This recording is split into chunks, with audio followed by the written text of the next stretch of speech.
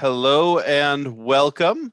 This is New Hampshire Peace Action's Peace and Justice Conversation Series. It's an every other Monday conversation series. We're doing just 1 hour conversations with activists. Almost all of them have been from New Hampshire and doing work in New Hampshire, talking about how we're building a more peaceful world. Before we end the program, I want to make sure that I mention that 2 weeks from now will be our next conversation, and it will be on how and why the International Day of Peace was created. So I am very pleased tonight to be able to welcome Whitney Howarth, one of my board members and a member of the steering committee for the Building a Culture of Peace Forum, who's going to be facilitating discussion with Misty Crompton, who I was lucky enough to have a Zoom call with last week and get to know a little bit. She's going to talk to us about the Just Schools movement and peace education. So I'm going to stop talking so that we can dive in. Whitney, take it away. Thank you, Will. Thanks so much, everyone, for being here. And thank you, Misty, for giving us this time and your thoughts about Just Schools. I want to start off talking about a little bit about the National Education Association, the NEA, because the NEA created the Just Schools program that you're going to tell us about in 2018. And I just thought I'd read a little snippet from their webpage about their amazing history. So the National Education Association is really a group that supports and promotes public schools for every student. In 1857, 100 educators answered a national call to unite as one voice in the cause of public education. At the time, learning to read and write was a luxury for most children and a crime for many Black children. 150 years later, public education and the profession of teaching are transformed. In 1966, the NEA joined forces with the American Teachers Association, and since then, our voice, NEA's voice, has swelled to 3.2 million members. And what was once a privilege for a fortunate few is now an essential right for every American child, regardless of family income or place of residence. And then it goes on the webpage just to discuss the crusade for the rights of all educators and children across the 20th century, looking at the fact that NEA welcomed Black members 4 years before the Civil War, elected a woman president, a full decade before Congress granted women the right to vote. And in 1966, there was a merger with the American Teachers Association, as I mentioned, and that was during the height of the civil rights movement. So Misty, I thought I'd start off just by asking you, you've been a longtime supporter of the NEA and of public education. You've been an involved educator and educational leader in New Hampshire for 20-something years. And since the NEA created this program, Leaders for Just Schools, and you were awarded a sabbatical to do the work of Just Schools by the New Hampshire Charitable Trust Institute, can you tell us a little bit about what public education means to you and what being a part of the NEA tradition of centering social justice in education means to you? Sure, absolutely. And not to do the cheesy intro here, but I want to thank both of you for having me here because I respect the work that you're doing and, appreciate your mission. And I appreciate you looking to educators as part of that mission. We should be doing this work together. So anyway, I know I have to get started. So being part of NEA and NEA New Hampshire, and of course in my local association, I was asked to participate in a training called Leaders for Just Schools last summer in 2019, and they didn't tell us too much about what it was. We knew that it was about equity issues in schools, and we knew it was going to be social racial justice, but they were very good about just kind of keeping the lid on what the program was. When we got there, I've been an educator, as you said, for 20 years, not 20 something, no, I was kidding. But it's okay. But no, I've been to many trainings and I've been to many events as an educator throughout the years. And some of them you leave really inspired and some of them you're like, oh, okay. you know, seems kind of similar to maybe other ones you've been to. But this 4 days that I spent in San Diego last summer, because they flew us out there for the training, it was literally life-changing. I mean, even not just the 4-day program, but even the people that I've met there are become special friends to me. You know, we've bonded over the work. It's changed the way I've planned every day as a teacher and the things that I really think about and prioritize in my work. And the very first discussion we actually dive into in our training. So here's day one, right? We've had like our breakfast and everyone's trying to figure each other out. And the first thing that we dive into are NEA resolutions from their representative assemblies. And I should probably explain what a representative assembly is. They're basically setting policy and legislation for the members in NEA, and each state holds a similar assembly themselves as well for their own state membership. And having been a member like for so long, I was aware that NEA had always played a large role in improving conditions for teachers' work and ensuring kids can learn in those conditions. And I knew that in the 1960s, the merger for NEA, you know, between NEA and the predominantly Black ATA worked together to promote human rights and the civil rights of educators and ethnicities. I knew there were resolutions for things like including more diversity in the curriculum back in like the 1960s, you know, when I went through the teacher ed program, and maybe you too, Whitney. Yeah. You know, I do remember, you know, those bold initiatives, but it wasn't until I was there at the training I realized a really bold initiative had been established at the last RA, and they had to acknowledge and really say out loud that white supremacy culture in our institutions, you know, had to be addressed. And if we were really going to improve education and improve society and improve the school experience and serve all students, that needed to go big. You know, so like the training went big. It was a big trip, you know, across the country. It was a large group. You know, we've got over 150 educators there doing that program. And when was that again, Misty? And that was last summer in 2019. Wow. So it was, they knew that this was going to shake things up and really, in a sense, be sort of a challenge to maybe certain, you know, professional experiences that we would have. But I think ultimately teachers would have a hard time refuting the importance of it once the resolution is really broken down and examples, like true examples, are given. Because schools, with all of their amazing professional opportunities and activities, professional educators, unfortunately, you know, we do work and represent a dominant culture. And NEA has stated in many speeches and in programs and in publications, you know, that we have to sort of address, you know, power and oppression, because it can emit some really excellent opportunities for learning. Right. You know, they've asked us to show and promote awesome stories of resistance and healing and hope, which I think is as timely as it can be right now.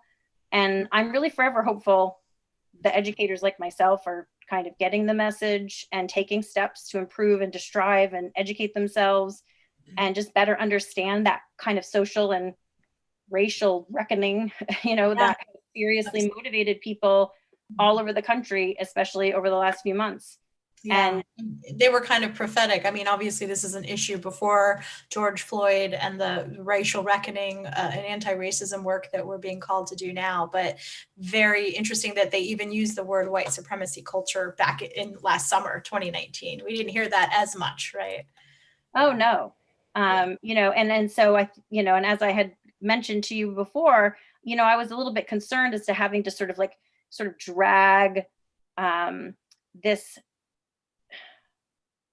resolution out and having to really unpack it and explain it. And I think if people are seeing it every single day, and that has certainly made a difference. And it really, I mean, also it applies to a really broad range of our current system. How we assess students, right, has to do with this culture. What kind of relationships we build with students and other colleagues, how we handle issues requiring disciplinary actions and rules established at particular schools, how we adorn our learning spaces, how we communicate with families. And it definitely goes on and on. And in 20 years, yes, I have personally devoted a great deal of time and effort into my vision in public schools. But I don't know many teachers who went into education thinking that, you know, they wouldn't have these high standards for themselves and children in the communities they serve. I'm in awe all the time, you know, over the work I think of in the support that's been given to communities in public ed. You know, and I'm sure people are aware those supports have really grown exponentially in size and scope. Right. People are really looking to schools to kind of counter the inequities that are happening outside of schools. And unfortunately, especially these days, I think there's often like a negative vision of unions out there. But in my experience and in complete sincerity, I can tell you that these organizations have elevated the school experience in so many ways. Well, I'm so impressed. Oh, sorry, go ahead. No, I was just going to say, I mean, I think as a history teacher yourself, you know that so much of like the civil unrest that we've had comes from people feeling like they don't have a voice or they don't have access to power, or their rights are being trampled in some way. And unions still serve as kind of like an industrial glue that kind of holds the American dream together in a lot of ways. And it makes me proud to be a part of it. Even things like acceptable conditions of buildings or quality school programming. These are things that are often called to attention by teachers, right? By groups of teachers. And it just makes me fiercely proud of it because, I mean, the fate and well-being of educators is not somehow insignificant in having healthy and functional schools where people would feel safe and supported and successful in the midst of great odds, like even now, right? People want to do ultimately understood from our experience and to know that we're supported, that we have time to plan and reflect and, you know, all the things that we would sort of want in a great school as well. And it's kind of hard to think about what schools, you know, might be like without those collective efforts of many in education working for greater good. And let's say it was just a complete reliance on the corporate community, like running it like another business or something. And you've given us just, I'm so impressed by the holistic picture of what's entailed in thinking about creating, you know, more equitable, more inclusive, safer spaces that are cognizant of racial justice issues. You know, so for me as a university professor teaching world history, sometimes I get bogged down in sort of the content and the curriculum development. And I think about, you know, teachers get together and they always do professional development in terms of content and curriculum. But then there's this whole other, you painted such a broad and beautiful picture of all the different ways we create these equitable spaces and safe spaces and have these broader conversations that involve everything from building maintenance, right, to understanding, you know, how we inhabit the spaces and how we create classroom spaces. So I love the holistic way you've painted that. I want to talk a little bit more about your background. I want to connect this 20-year career of dedicated, committed work that you've done. Given your dedication to public education, it sounds like you really believe in the Just School motto that we need just education for a just society. I love that motto. Tell us more about your career and how it reflects your own personal commitment as an educator to these issues of justice, equity, inclusion. And is there a particular lesson or project that from the classroom that you could tell us about that illustrates your work? And then also as a teacher / activist, because I hear that in your language, how does that work inform the work you do connecting classroom to the outside world? Thank you. Yeah, I mean, definitely has a lot of parts, and I think I can, you know, I'll do my best to tackle each one, but the one that really perked my ears was about schools being a place that is just, you know, and that is a wonderful goal that I'm actually getting the opportunity to see through. I can't wait to tell you more about that. But I believe a just society, it definitely is more realistic with the just school system. And we know that schools are transformational places, even though we might not be able to single-handedly eliminate like all the weeds that might wrap around those realities in society, if you're talking about things like racism or poverty. But I have always loved to think that we could act as a kind of fertilizer in helping to sort of eliminate those in society, and that we can be active in that sense. And I guess growing up and completing I did my, younger years and my graduate and undergrad and most of my education in Burlington, Vermont, I was able to see so many awesome and like holistic strategies used, and pilots of these educational experiments to help improve society. And it started with schools. And it was the home of the famous John Dewey that you and I have had conversations about, right? Love John Dewey. Love John Dewey. That I appreciated his views, on education and looking at schools as like a laboratory for democracy and progressive thinking, and versus just like that training program, right? That has some kind of identity as just American or industrial growth.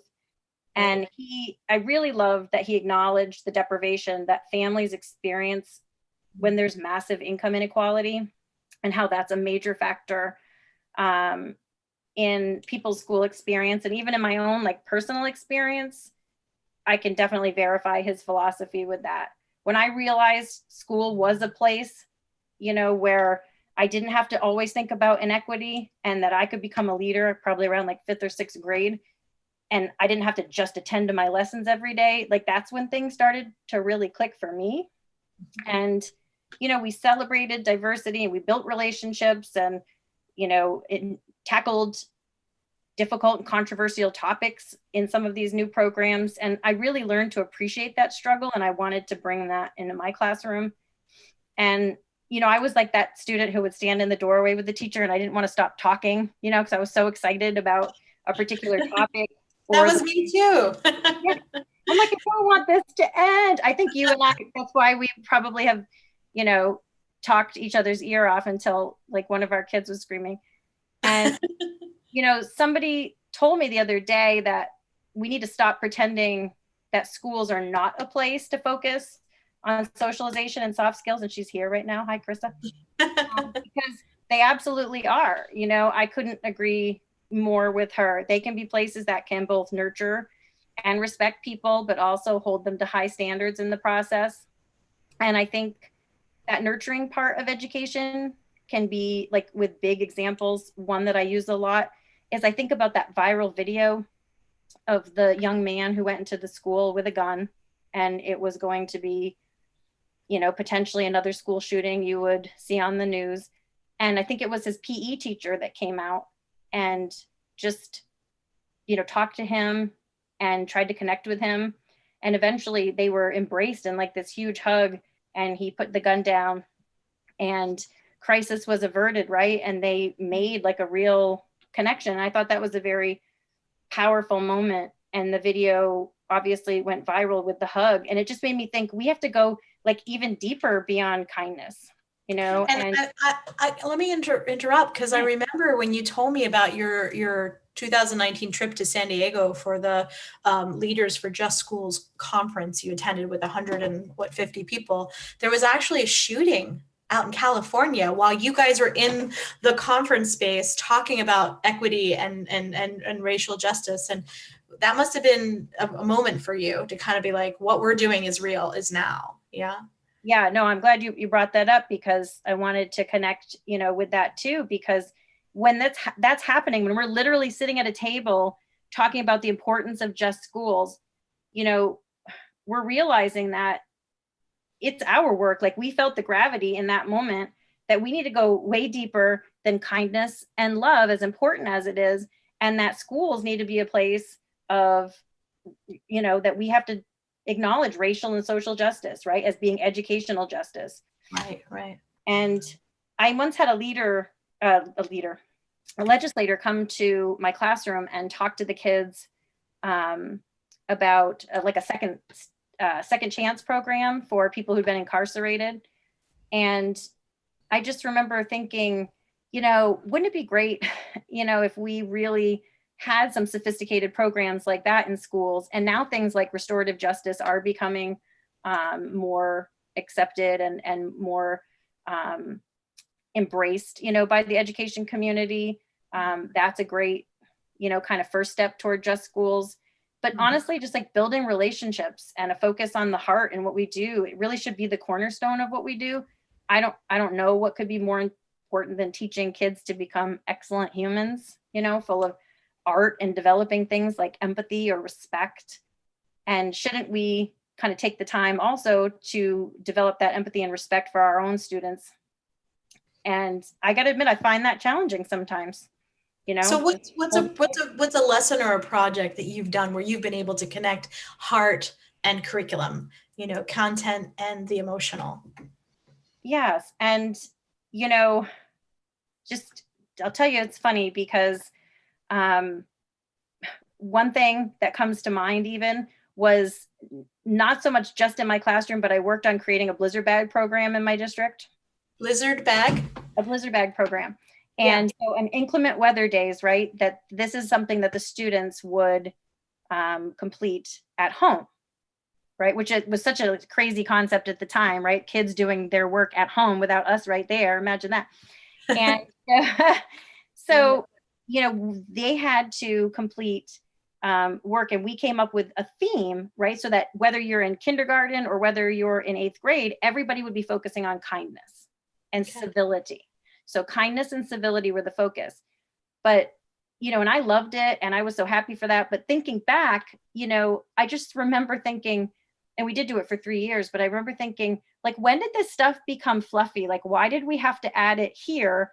And one of the reasons we wanted to was because, we didn't really have time in the curriculum, right, to really get to doing those kinds of things and those, focusing on things like civility and kindness. But because there's no standardized test for civility and kindness. We had to, we were like, it's a fringy thing. And, so it just kind of blew my mind and wondering why we've sort of learned to sort of accept less, right? Or how we've become comfortable accepting less, or even things like caring for our planet. I run a Go Green Club and it's just a really small club of awesome kids. But we talk about big things in there, like how to make the world a better place or young student activists, right. And so I want to take a lot of the things that I felt like had to kind of be pushed to the fringe and just again, kind of bring them to the center. What was in those blizzard bags? I'm not sure I understand what that was. So it would be activities and kindness. And it was great because you could mingle literacy with these also these topics. So, maybe the students had to read a Newsella article on, students doing something kind for a neighbor. Maybe they would have a choice board if they were young and they could go and shovel the driveway of a neighbor, or they could, do something unexpected to make somebody's day. So it would call them to some sort of engagement, either in their home with their family or in the community. Yes. Wow. It would. And and as a social studies teacher, obviously, I do have units on social justice and, activism and civil versus uncivil disobedience and things like that. So we've done some awesome, projects with kids in the past. And even just really active listening is so important. I can't stress that enough, that even just teaching them to listen or really, and even just look at their classmates' work. Like my content partner, Steve, and I have used Google Classroom where the kids would actually, examine each other's work. And I think it was a topic of Constitution. And they would have to comment on another classmate's, ideas or thoughts about, rights or freedoms based on the Constitution. And just, so even digitally, that's something that we could do to have them try to connect with each other and be aware of other people's thoughts and ideas. And there's a really cool approach. Do you mind if I pull up a slide? Sure.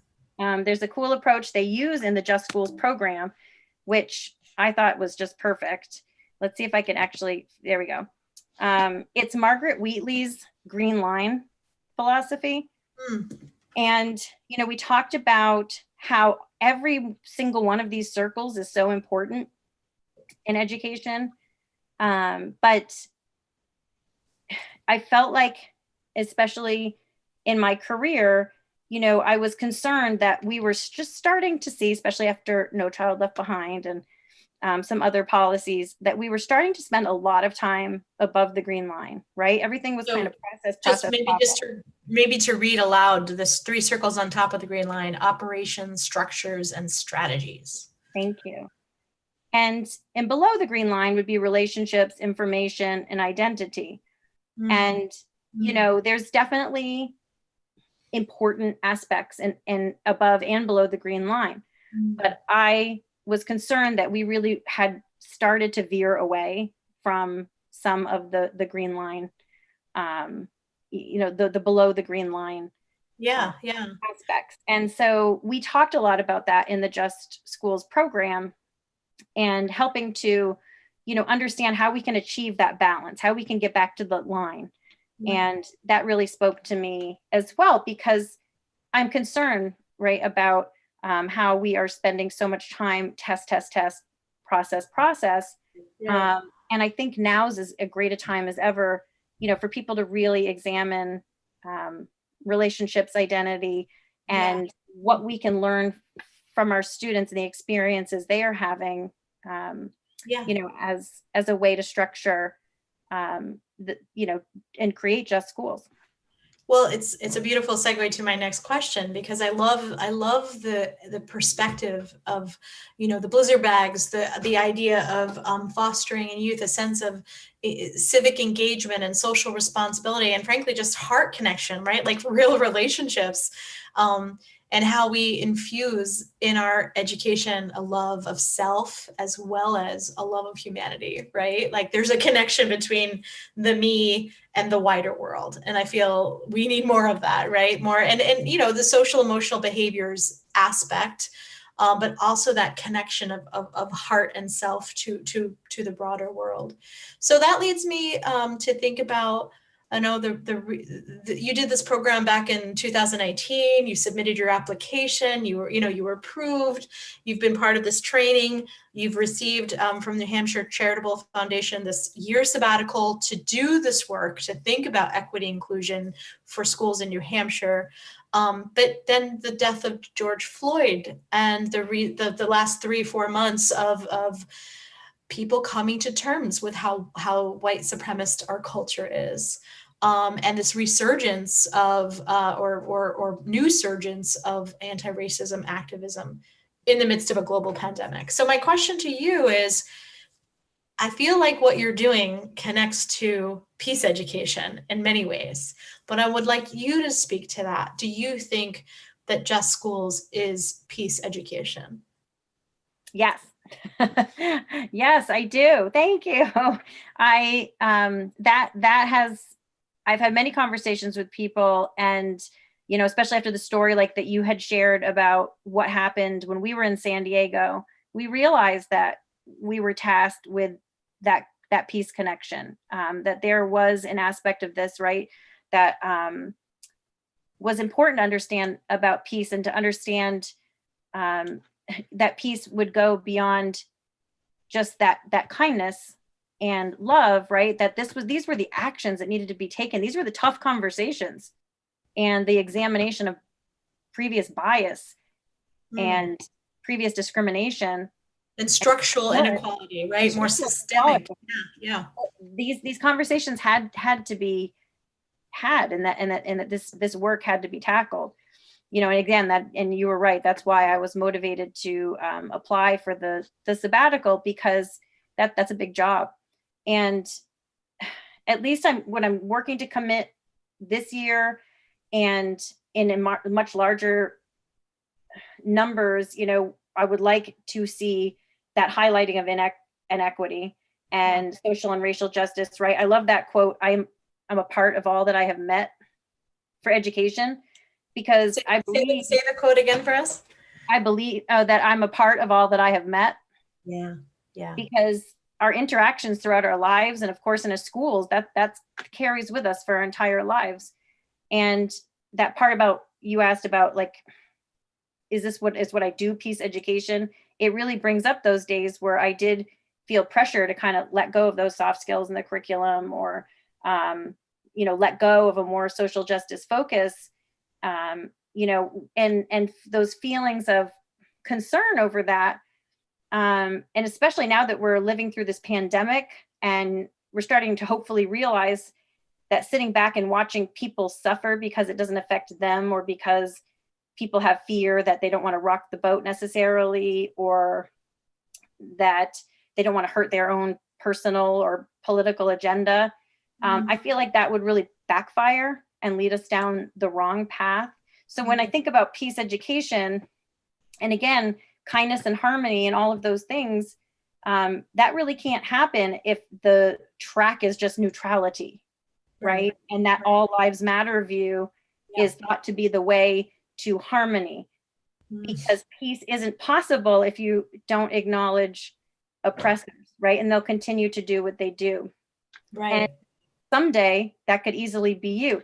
You asked me earlier if I had a particular project that stands out, and my content partner, I had mentioned Steve and myself, we have done this unit for Salem witch trials, right? And the kids get a big kick out of it, and they love it, and they find it, otherworldly and exciting, which you would hope in social studies, right?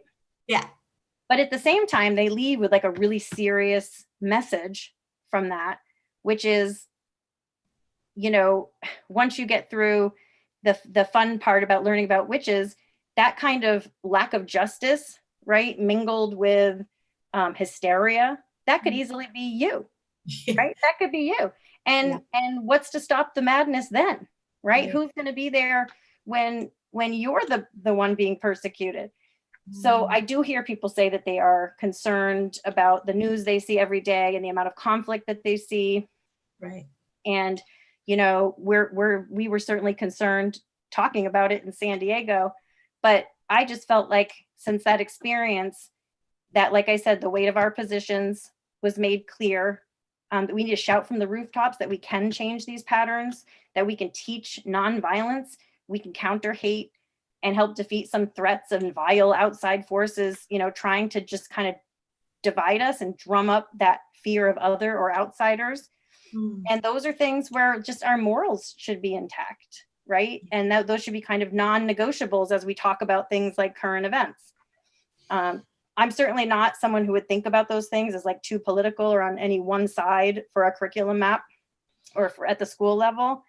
But that's why I can't stress enough that I love that green line discussion, because, you can't separate relationships and identity, right, from all of those other priorities that we have at school. And I feel like with the country, sort of the cries have become screams for peace, the need for peace strategies, and the need for some unity. And too, that peace is not the absence of conflict. It's actually, creating greater justice. Peace requires us to look at justice issues, right? That's true. Yeah. Is it NEA's quote, or is it Just Schools quote? Racial justice is educational justice. I love that. That is definitely, that's something that the NEA has chanted for many years. And they've invested so much time and effort and money, for little people like me, to really build some bigger dreams for the profession. Go NEA. Woohoo! Misty, we have a few more minutes before we turn the session open to questions and answers. And I know people are dying at the bit to ask you some great questions about Just Schools. Why don't you take just the last few minutes to tell us about your Just Schools project? Why does Just Schools matter? We've kind of covered that, but in particular, your vision for your own sabbatical year and the work you'd like to do. What is Just Schools trying to achieve? And in particular, what do you hope will come of this year-long sabbatical? How do we transform consciousness and make the world more peaceful through investments like this in public education? Sure, absolutely. I actually have, just because I wasn't sure when to sort of pull this out, and I think this would be a good time. I have a little slide from my Just Schools program. So the first cohort convened in Raleigh, it says in February. Oh, I think that was supposed to be 2018, sorry. and the second that I was at in August of 2019. And this was 4 to 5 days of intensive learning, reflecting, connecting with educators from all over the country. They gave us a copy of curriculum, and we have like these monthly Zoom meetings where they'll sort of encourage us to keep the work going on the state level. And I think our likeness is in the gallery might be covering some of the pictures of our group, just so you can see, just sort of moving us around there. So you can see my cohort there that I'm so proud of. And so when, like I had said earlier, when I did the work, you know, I was concerned about, again, the level of understanding that others might have to what I went through. So my ultimate goal was to also duplicate what I experienced and try to give that to other teachers. That's difficult without time and without money. So I actually started fishing around for some grants that I might be able to get in order to do the work. And I ended up joining the Human and Civil Rights Committee with some of the other New Hampshire LJS members. And, you know, we talked a lot about what were some things we could do. We tried to have meetings, but we're all very busy. And we did manage to, because it's a priority for us. But someone mentioned to me, you know, why don't you apply for the Krista McAuliffe sabbatical? You know, then you'd have a year to do the work. And I thought it was an awesome idea. So obviously I was very pleased to find out that, I would be able to, how do I get back there? Oop, I don't know. Oh, delete is working. Okay. So how do I, you know, so how do I get the work done? Well, now obviously they've created that time and space. I do get a small budget to do some of the work. So I'm going to continue to do some fundraising, trying to also sort of create my own, you know, little 3 or 4 day event for PD for teachers. You know, this professional development. So they have a similar Just Schools experience. And so I'm starting to sort of get the wheels in motion for that and figure out those details. And the project title is Promoting Just Schools, because in honesty, that's what it is. You know, I know, like, reporters and other people have asked me to be as specific as I can about, like, what is it exactly that you want to happen when this is done? And honestly, I want to be part of this movement. I just want to do my part in helping to just move the pendulum and swing it as far and as fast as I can, Right. you know, back toward this.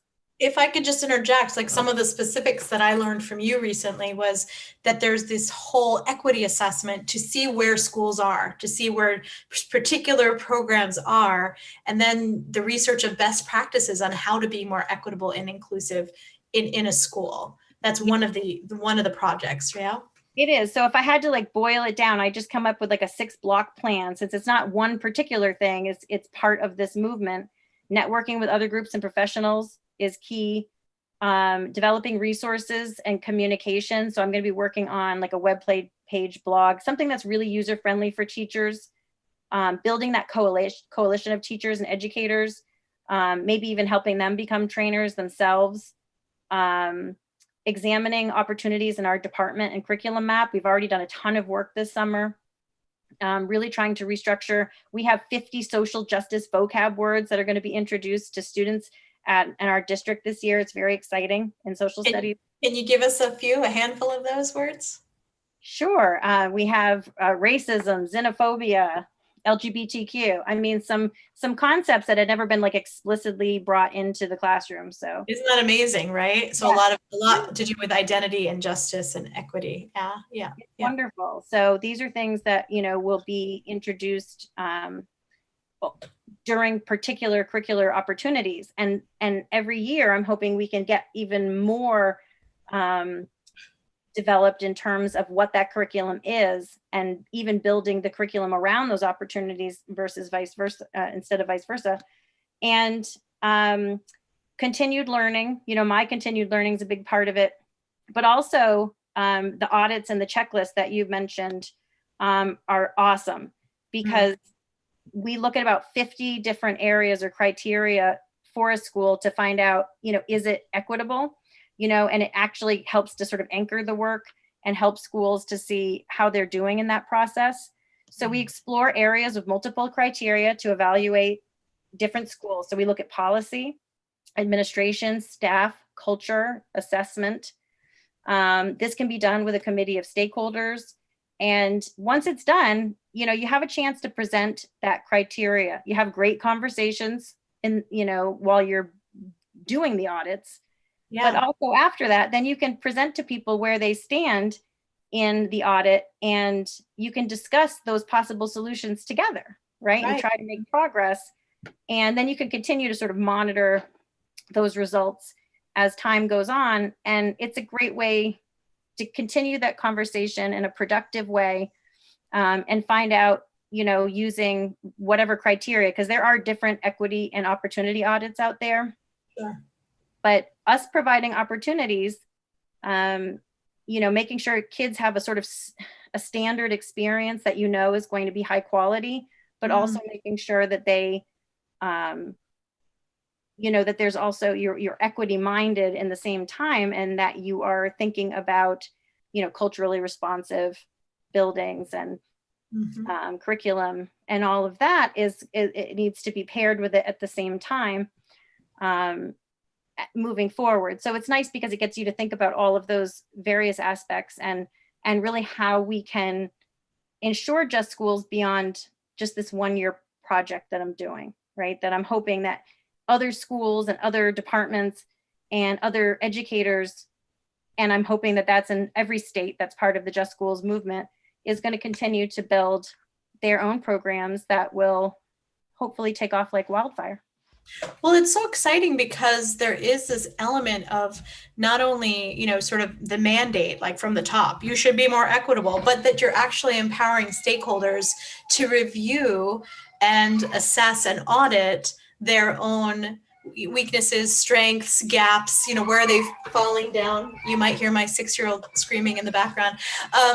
It reminds me, New Hampshire Peace Action is going through sort of an audit and a strategic planning process where we're having experts in the field come and tell us, where are we shining? Where are we falling down? How do we get more stakeholders and members and people, passionate about this work? And so real deep reflection on what we're doing. And if more and more schools are doing this with a common language, a common sense of values and terminologies and, mission and vision, that can be really empowering because you don't feel like you're trying to do it alone, right? And I love the idea that you're hosting this conference for New Hampshire educators, and hopefully all your peers, out there will have opportunity across the nation, and we in New Hampshire always buff against, standardization and the federal government telling us, but this is not coming from above, right? This is coming from educators who see the need for equity, inclusion, and justice in the schools and are coming together to say, how do we do this together? So it's really exciting. I mean, we're a profession that's always embraced the fact that we need to continue learning, that we need to continue to learn and know better to do better, right? And there's no better way to build community than to network with other groups that also have the right kinds of goals in mind. And so I really appreciate you letting me network with you tonight. Thank you. Yes, thank you. Well, I want to open it up to questions. And I don't know, Will, if you're going to facilitate picking on people or how that'll work. But thank you so much, Misty. We have just a few minutes for questions before we close. So are there folks out there that would like to ask Misty about Just Schools, equity, inclusion, justice, education? I think we have 13 people on the actual Zoom call. There are also people watching on Facebook and possibly on YouTube.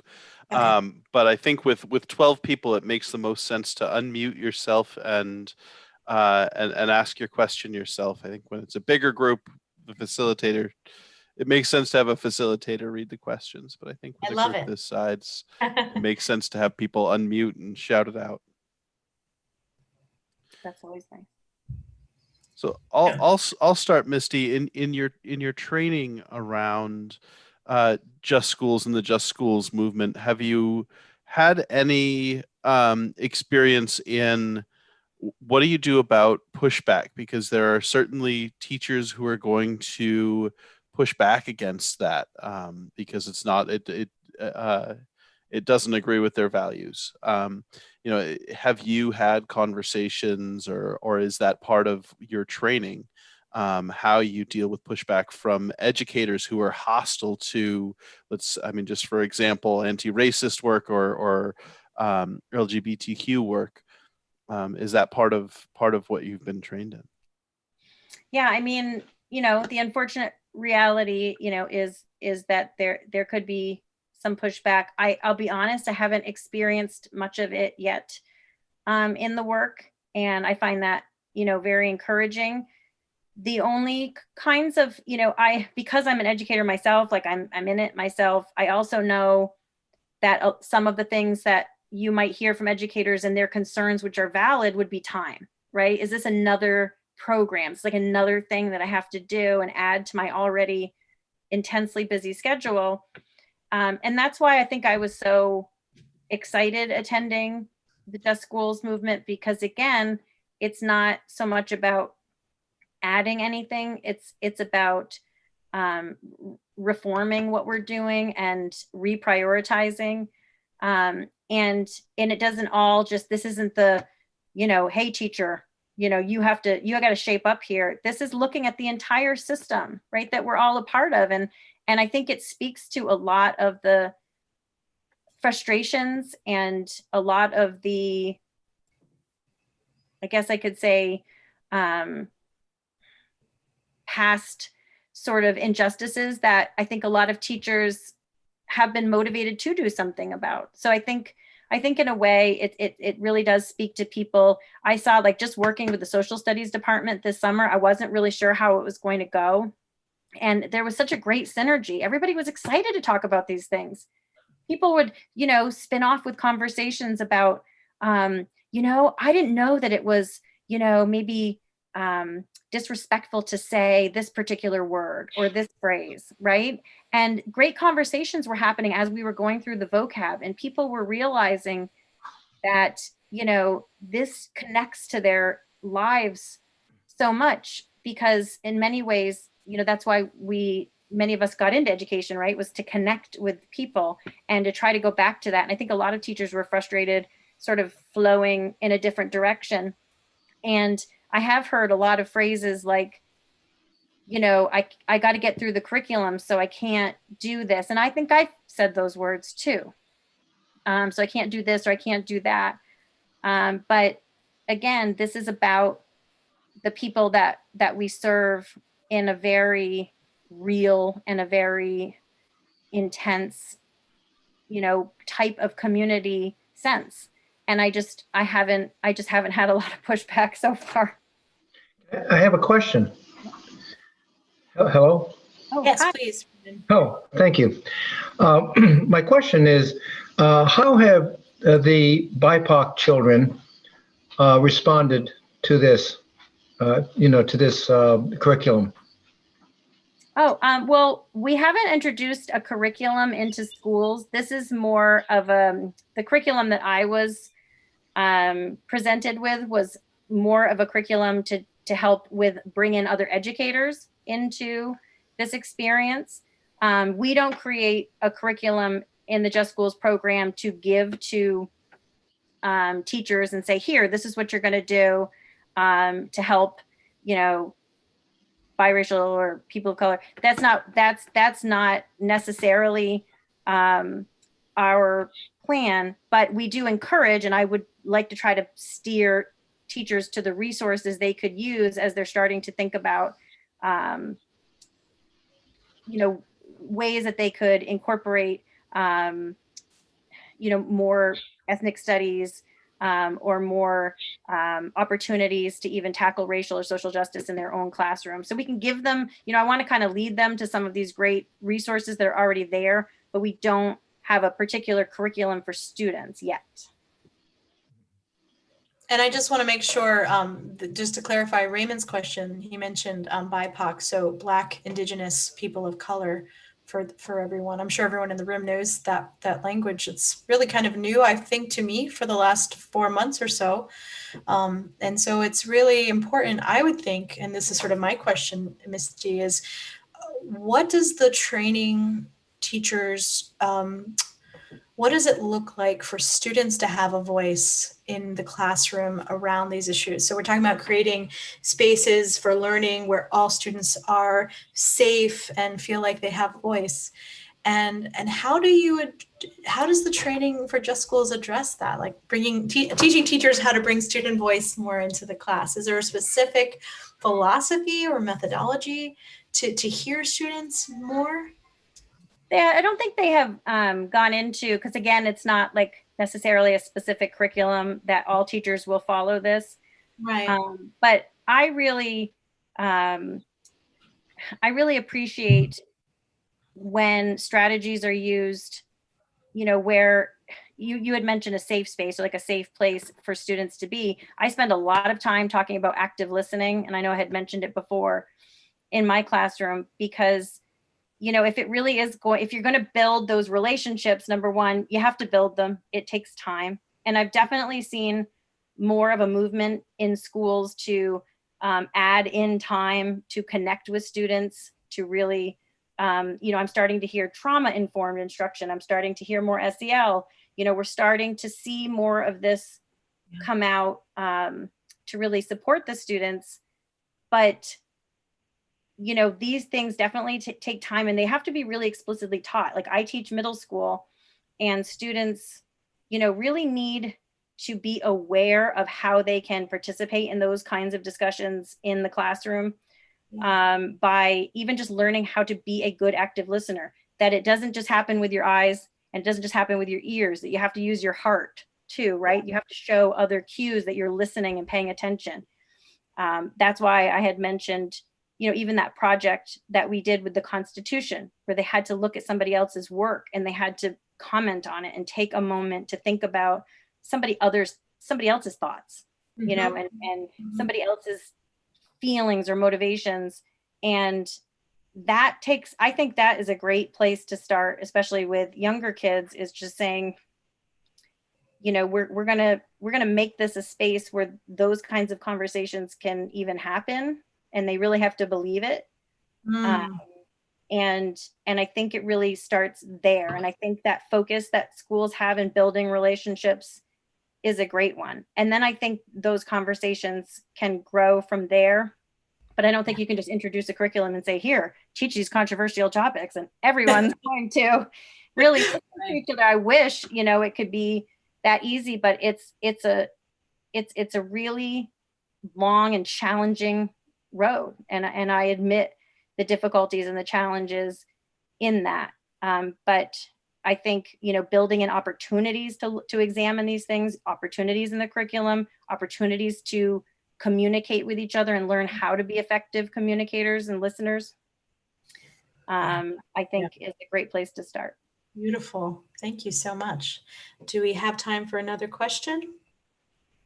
Yeah. We sure do. Anybody have it? I know, Marcia, you had a comment. Did you want to, Marcia, do you want to articulate your own question here?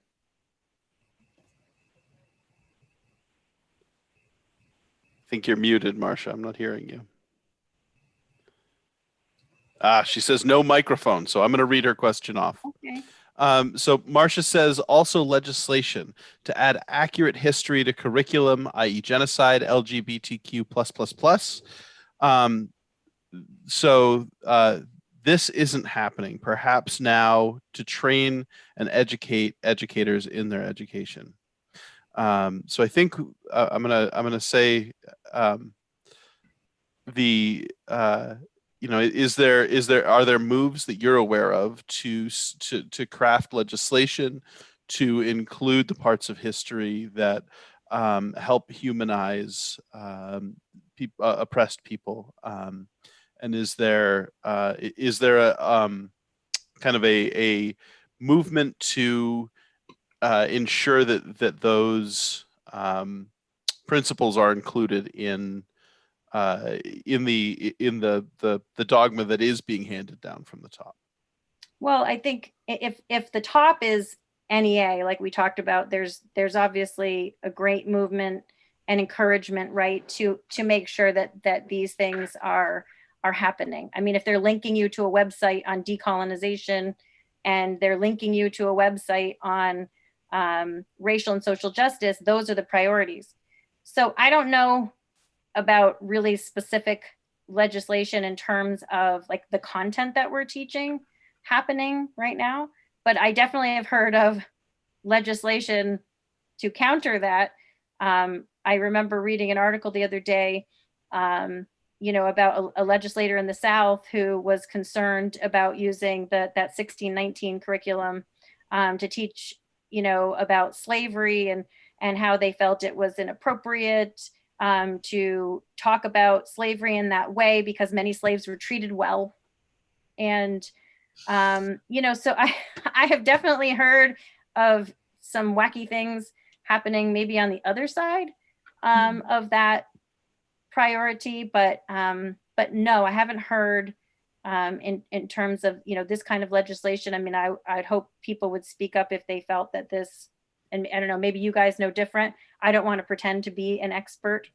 Well, I think you mentioned, just to interject, you mentioned that NEA does sort of have a branch that keeps track of what is happening out there with legislation state by state. And then maybe do they also lobby to sort of get good NEA programs into legislation? Is that a branch of NEA? They do. I mean, they're definitely, they have executive directors that do work out of Washington and influence policy. But again, I'm not sure if in that movement they would get into necessarily a specific curriculum. Right. Just knowing the strategy and again the movement, I'm not sure would be specific curriculum. But yes, they do put time, effort, money, ground soldiers into that game. So I could imagine that those discussions are constantly being had, and if they're creating their own legislation within the NEA community, right, and within some of the state communities, that they're going to, be asking their state Department of Ed, they're going to be influencing those decisions as well. Maybe we can wrap up with Jan's question, because it's a nice kind of give us hope, right? What are some ways we as educators can begin the journey to bring justice and peace to our schools? Can they invite you to come speak to them? What's the way to start this work for people out in our audience? What a great idea. I didn't even think about putting like my contact information on this slideshow. Is there a way I can get that? Put it in the chat. We'll put it in the chat. Yeah, you could put it in the chat, and we could also post it to the video on YouTube and Facebook so that people who come back and watch it can get in touch. Okay, I have to admit some ignorance here. How do I get it into the chat while I have the slideshow running? Let's put it on the YouTube channel and we'll put it on the Facebook later. But is there anything right now educators who are watching this who are inspired by you can do, like a baby step? Can they reach out to NEA? What's the way forward? I love it. I think the way forward, I think reaching out to me would be wonderful. I mean, I could talk to you about, if you wanted my support with something, or if I could, link you with some resources like at those equity audits is an awesome place to start in the schools. I'd be happy to come and talk about my program, or maybe even get the equity audits going. There's several you can choose from, so we could pick an equity audit that would work better for your organization. But yes, I am available this year, and I'm motivated and excited to do it. It might have to be virtual training sometimes. There might be other opportunities for some in-person, meetings where we could get together.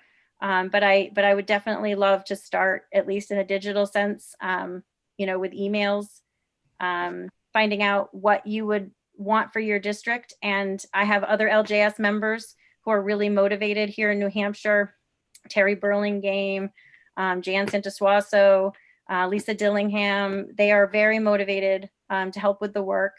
And, so there's more than just me. I mean, it's a small group now, but we are looking to build our coalition, and we're looking for people who want to continue this work in their schools. So that would be awesome if anybody else wants to get going with it. Would love that. I stuck your Crompton at sau10.org email in the chat. Is that the one you like? the m.crompton at SAU10. Yeah, that's a perfect one. Good. It's an old email from when I was an adjunct instructor at SNHU, and I had to create a Gmail to use some of the Google sources for my students. So please don't be confused about the SNHU part of it. My dairy email would be great too, but that's fine. Yep, that's perfect. Great. Thank you so much, Misty. We really appreciate giving us some food for thought about what we all need to do to be more active in our own connections between our children, our society, our education, the structures that we all can influence if we really dedicate ourselves to it. So thank you so much. Thank you. Thank you. Thank you for wanting to connect education to a better world and mentioning investment. We'll see everybody in 2 weeks for the International Day of Peace conversation. Stick around if you have a couple more questions